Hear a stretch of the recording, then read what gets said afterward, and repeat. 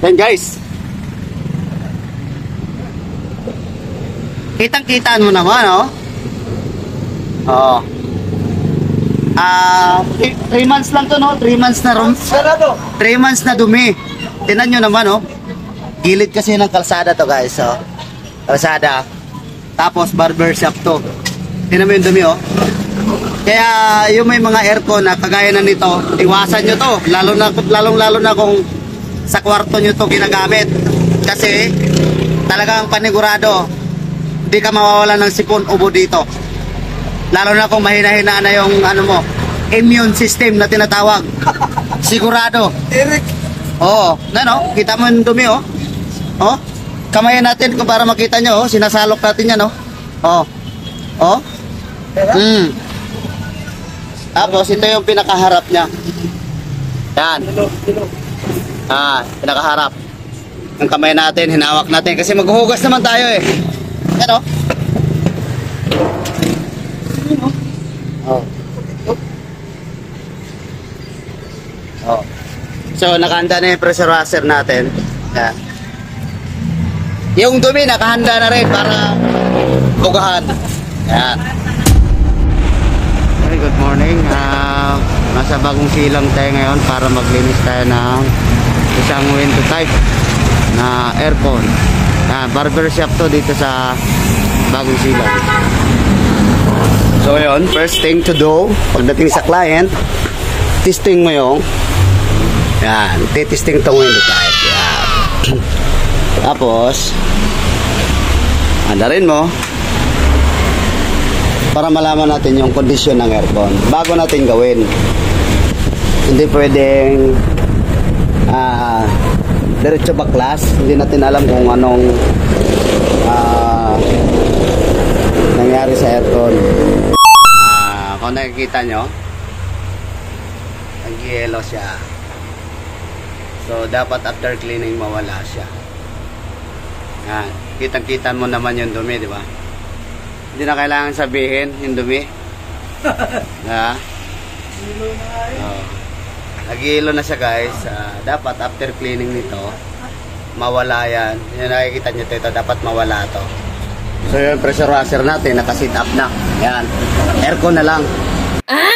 Yun, at this moment guys, nagbuga na tayo dyan. Yan o, kung nakikita nyo, yung evaporator natin at saka yung condenser ay nilabas natin siya sa pinakakaha niya. Para nang sa ganun yung dumi na yan, dire-diretso na yan matatanggal. Maiiwan dyan sa sahig, mapupunta sa kanal.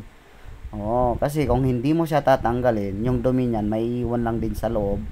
So kailangan natin ng diskarte. Ganyan ang gagawin natin. Pero take note guys, ginagawa lang po ito ng may idea o di kaya marunong pagdating sa pagbaklas ng ganyan. Kasi hindi rin basta-basta babaklasin yan.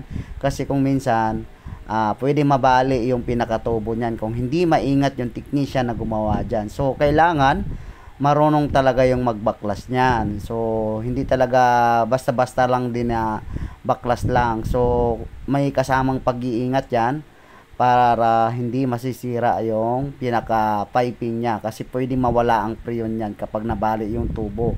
So kinakailangan marunong talaga yung technician na gagawa ng ganyan na ililihis yung pinaka-condenser at evaporator para hindi magkaroon ng leak yung pinaka-aircon.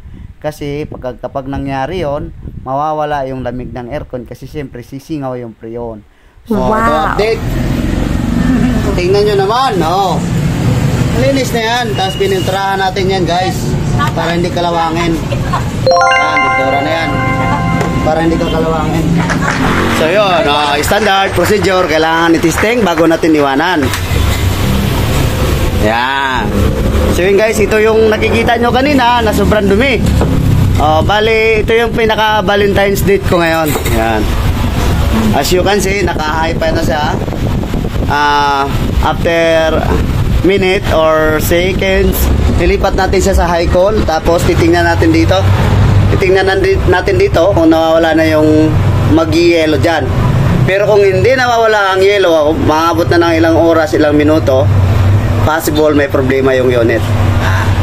So dito pa lang malalaman natin. Yan. Yung air swing nito hindi na gumagana, no? Okay lang yan kasi maliit lang naman tong area. So, sarado natin yung ano, yung pintuan, baka lumabas yung aircon. Maglakad. So, yan. High temp yung ginamit natin dito, yung pintura, kaya mabilis tong matuyo. Mabilis tong matuyo. High temp, quick dry.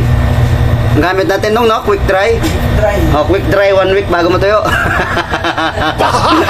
Kaya mabilis lang matuyo yung ginamit natin dyan. Para, ano lang, yan o, napapansin nyo guys. Yan, kung nagkukulay puti siya guys, ito. Once na hindi matunaw yan, after 5 minutes or di kaya 10 minutes pataas, hindi siya matutunaw, ibig sabihin may problema yung pinaka-unit niya. Maaring may leak, maaring marumi yung system, maaring humina yung fan, maaring humina ang compressor, yung nagbubumba. So maraming dahilan.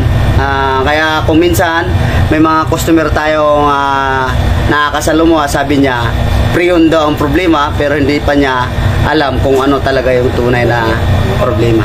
Kasi yan yung words kakaramihan kaagad ng mga customer, pre-on kaagad ang sasabihin. Pero marami kasing causes yan kung bakit nag-yellow yung unit eh.